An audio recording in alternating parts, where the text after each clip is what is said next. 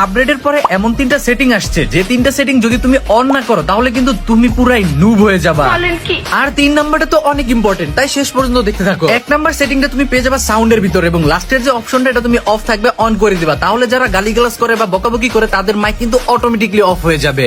2 number সেটিংটা তুমি পেয়ে যাবা ইনফরমেশনের ভিতরে, স্মার্ট মেসেজ সাজেশন এটা অফ থাকবে, তুমি অন করে দিবা। তাহলে কি হবে দেখো, তোমার গেমের ভিতরে যে সিচুয়েশন থাকবে না কেন ওইটা অ্যানালাইজ করে কিন্তু গেরিনা নিজে থেকে একটা মেসেজ দিয়ে দিবে তোমার টিমমেটদেরকে।